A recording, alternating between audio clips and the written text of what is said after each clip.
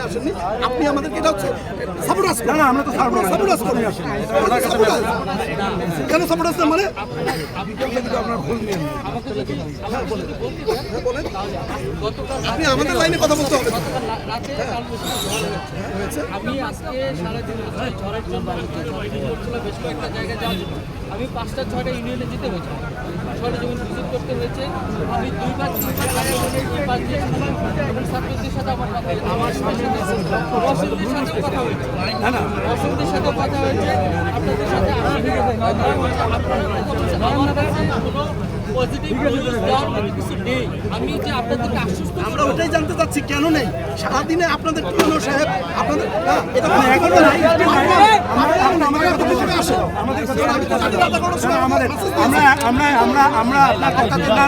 আমরা আপনার কথাতে সন্তুষ্ট না। আপনি আমাদের সঙ্গে সম্পৃক্ততা প্রকাশ করেছেন, এটা আপনি আবারও আপডেট জানান। আপনাকে ধন্যবাদ জানাচ্ছি আমাদের এখানে এসে আপনি আমাদের সঙ্গে সম্পৃক্ত। আমরা কোনোভাবেই এখন আরও আমরা আরও কঠোর আমরা কর্মসূচি দেব। এটার পরে আমরা আরও কঠোর কর্মসূচি দেব। 5ই আগস্টের পরে বিভিন্ন ধরনের আমরা প্রতিঘাতের শিকার হয়ে 5ই আগস্ট পেয়েছি। আমরা এই আন্দোলনটাকে অবশ্যই 5ই আগস্টের চেয়ে বেশি কঠিন করে নেব। দরকার পড়লে রাজপথে শুয়ে থাকবো।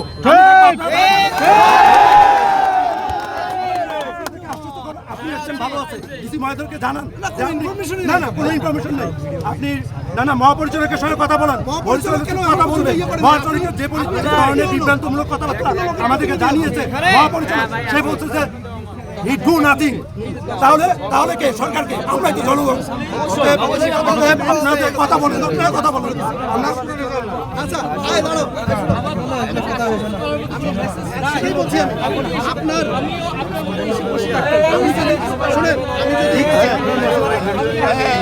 আমার বাবু ভাই যেমন কথা বলতেছে দেখছো,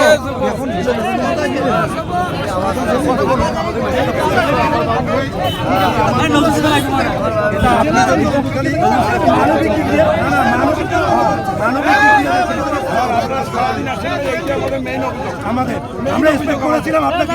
আমি আপনার সম্বন্ধে যতটুকু জানি যে আপনি যদি আমাদের সঙ্গে যদি আপনি এভাবে রাত 11টার সময় আসবেন, আমরা যেখানে এখানে এখনো বাসা যেতে পারিনি, আমরা খেতে পারিনি, আমরা রাস্তার মধ্যে বসে থাকবো। আপনি আসবেন না আমাদের কাছে, ধরবে আপনি একটু সরকার নেই আমাদের কাছে ফোন ধরবে। আমার কাছে একটা রং মেসেজ আছে, মানে আমি বললাম যে ঠিক আছে তাহলে আমি তারপরে আবার আমি খোঁজ নিয়েছি, মসজিদে ফোন দিলাম, বলেছে স্যার আমাদের আন্দোলন চলে, সাথে সাথে আমি বেরিয়ে এসেছি। এই জন্যই আমি আপনি সকালবেলা এখান দিয়ে গিয়েছেন? আমি 2বার-3বার আপনি গিয়েছেন। আমরা আপনার আমি ফর ইউর কাইন্ড ইনফরমেশন যে আপনার প্রচণ্ড আমরা সহজ সরল আরেকটা জিনিস ওনাকে ক্লিয়ার আমরা আপনার গাড়ি এখানে সুন্দরভাবে যেতে দিয়েছি। কেন দিতে দিয়েছি? যে আমরা এই সম্মানটুকু করতে জানি। আপনি এখান থেকে আপনার গাড়ি যেতে হবে, কারণ আপনি একমাত্র প্রতিনিধি যে সচিব সাহেবের সঙ্গে কথা বলতে পারেন, আমরা পারি। আপনি ডিসি সাহেবের সঙ্গে কথা বলতে পারেন, আমরা পারি। আপনি কথাগুলো বলে আপনার টাইম টু টাইম মেসেজগুলো যদি আমাদের কাছে পৌঁছে দেন, তাহলে আমরা আশ্বস্ত হতে পারবো।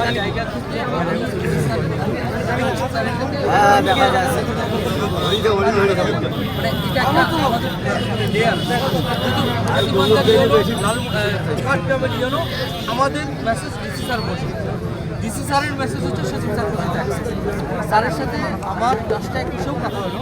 আমি তখন একটা রং মেসেজ পেয়েছিলাম, সম্ভব বলবো যে তারপরে আমি আরো 2জন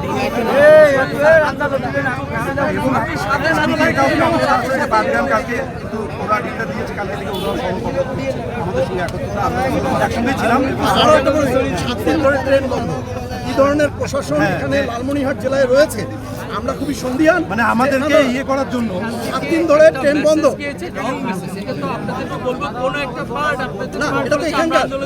না ছেড়েছে, শুধু পাটগ্রামের অংশ করতেছে, হাতিবান্ধার অংশ। পাটগ্রামের আন্দোলন করছে না এই মেসেজটা রং মেসেজ। না কিন্তু বিষয়টা কি? আমি পরে আবার একটা কেউ স্যার আমাদের মেসেজ ক্লিয়ার হচ্ছে, যেটা হচ্ছে যে পাটগ্রাম যে আন্দোলন করছে, হাতিবান্ধা যে আন্দোলন করছে, লালমনিরহাট জেলা যে আন্দোলন করছে, আন্দোলনের বিষয়বস্তু সেম। অর্থাৎ আমাদের বুড়িমারি এক্সপ্রেস চালু করতে হবে, লালমনিরহাট এক্সপ্রেস লালমনিরহাট থেকে বুড়িমারি থেকে ক্লিয়ার। তাহলে সেটাকে 7 দিন আগে যে আন্দোলনটা শুরু হয়েছে এবং তার আগে তিন বছর ধরে আন্দোলন হচ্ছে এবং তার আগে 17ই ফেব্রুয়ারি নাকি 17ই ফেব্রুয়ারি ফাইনাল ডিসিশন। আমি ডাইরেক্ট কথা বলেছি ডাইরেক্টর সাহেবের সঙ্গে। না এই ধারাবাহিকতা ফেব্রুয়ারি থেকে চালু হওয়ার কথা ছিল, এরপর থেকে আবার 17 ডিসেম্বর। হ্যাঁ, তো আপনার যেটা হয়েছে যেটা হচ্ছে যে পাটগ্রামে হয়েছে একই কথা। আপনার 7 দিন ধরে একটা জিনিস ঝুলে থাকবে, তাহলে বলে দেবে যে এটা হবে না, তারপরে আমরা আমাদের পথ দেখবো। কিন্তু আমাদেরকে ঝুলিয়ে রাখা তো কোনো অর্থ নেই, কারণ আজকে যে লোকগুলোকে কষ্ট দিচ্ছি আমরা, বাসগুলোকে ট্রেনগুলো এটা তো আমরা বুঝি না। আমাদের এই লোক যদি আমার হাতে থাকতো, আপনাকে আমি পার্সোনালি আমরা মেসেজটা ডিরেক্ট বারবার সারাদিন প্রতিদিন আমার যদি হোয়াটসঅ্যাপ এবং মেসেঞ্জার থেকে আমি যেখান থেকে যা পাচ্ছি, ইভেন অনেক সময় বাড়িয়ে বলছি যে আমাদের লোকজন দুর্ভোগে আসামি হচ্ছে, আমার পরীক্ষার নির্দিষ্ট অ্যান্সার শিট পর্যন্ত 2 দিন কিন্তু থামিয়ে রাখছে। জাস্ট আমি কিন্তু বাইরে পাঠাতে পারতাম।